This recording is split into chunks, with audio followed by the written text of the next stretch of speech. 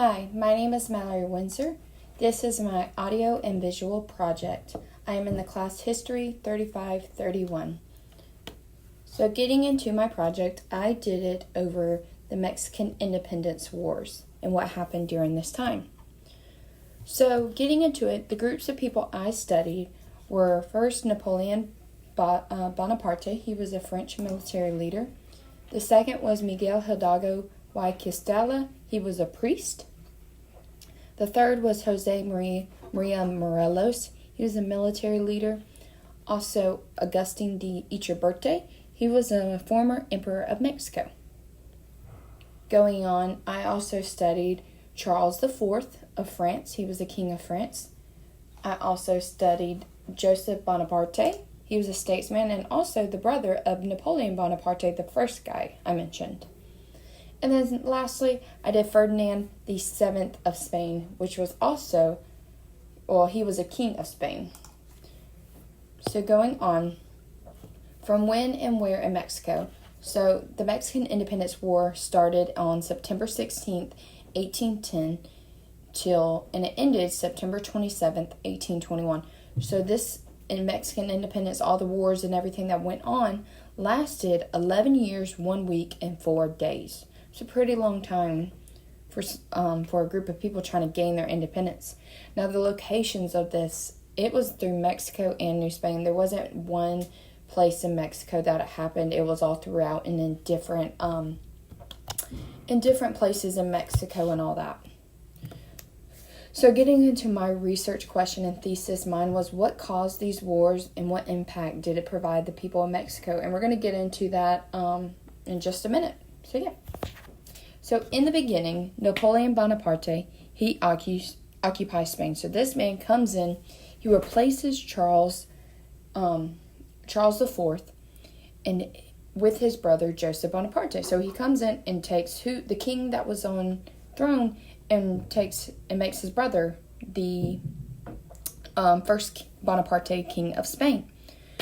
Well, when Napoleon does this and makes Joseph king, he takes Ferdinand and his father, and they were kept prisoners from 1808 all the way to 1813. So it's a pretty long time.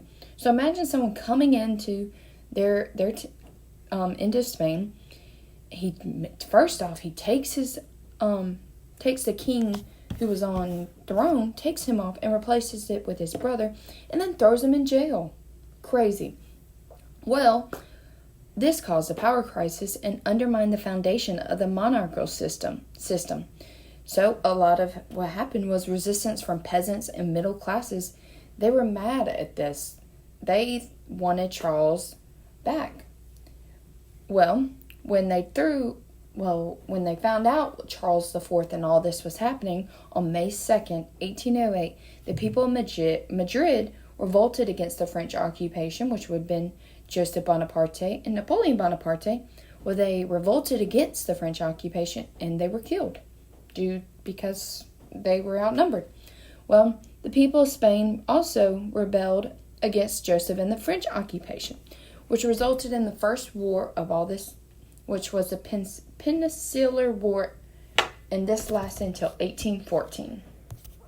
Well, going on, next we had the Hidalgo revolt. This lasted about a year.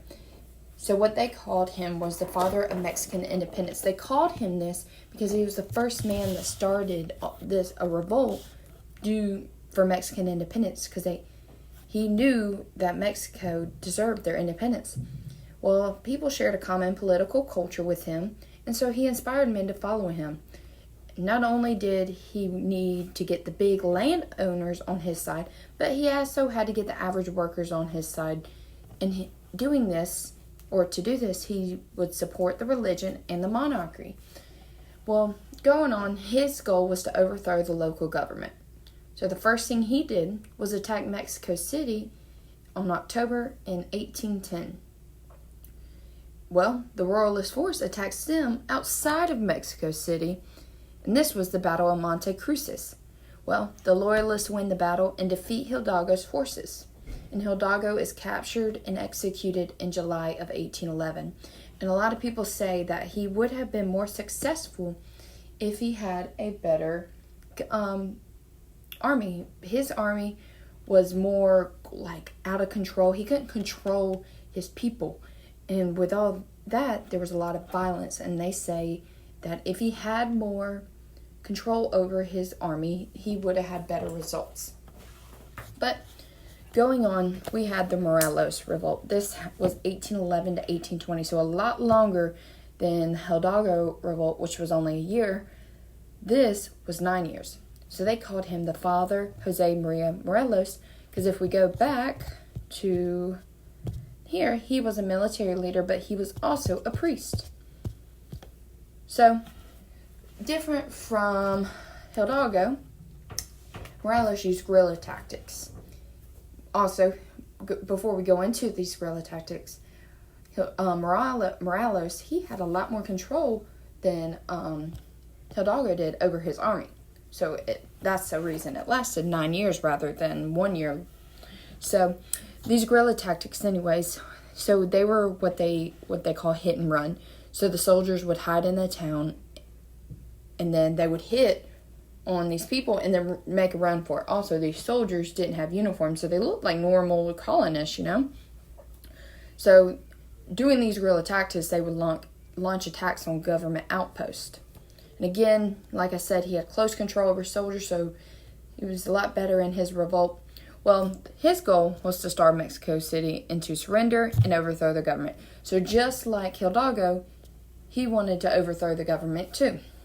So going on a couple years, the Congress of Chilpachango, I can't really say that word right, 1813 to 1814. This is when Mexico declared independence of Spain. This was a huge thing because, yay, Mexico, Declaration of Independence. That's what they were trying to get.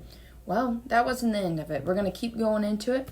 So, that was the Constitution of Apalizanga, I can't really say that word right, of 1814. This created a powerful legislature and plural executive. Anyways, going on a couple years, Congress caught Morelos in 1815, and he was executed, and the rebel unity collapsed.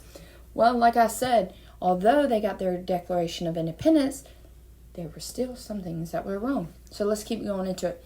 So the last revolts and the first governments, this was 1820 to 1824. So Colonel Agustin de Iturbide. Well, during this time, this is when the government was trying to get rid of all the last revolts that were going on. So they would go and find the ones that they thought were the worst. And they went to the city Oaxaca, I think. And they destroyed the last rebellion. Anyways, going on a couple months, liberals in Spain take Ferdinand captive, and they forced him to go back to the Constitution of 1812. So the Constitution that they got rid of, they decided to make him take it back. And so the Plan of Iguala on February 1821, this created an independent government. So they crowned Mexico to Ferdinand to protect the religion and the land. Well, going on, still everything wasn't correct in the government. And so they're still arguing, fighting, trying to get everything right on how Mexico should be. Well, the Treaty of Cordoba in August, so February, August, a couple months after, in 1821, they sent it back to Spain, refused to accept it. Emperor Augustine, during this time of 1821 to 2nd, the separatists proclaimed Mexican Empire, and they pretty much make him king. And so, of course, things happened, and so there was a fiscal crisis and political fractions destroyed within a year.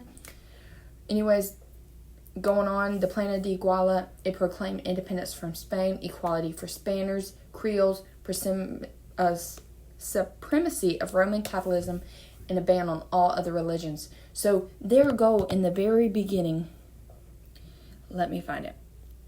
I'm going to go. Was to just like the Hidalgo, it was to support the religion and monarchy. And it took up until the Plan of Iguala that helped keep that or make that right. And that's how Mexico got their independence from Spain. So this is my bibliography. I have each page where each of the pictures came from. And that is it. Thank you so much, and I hope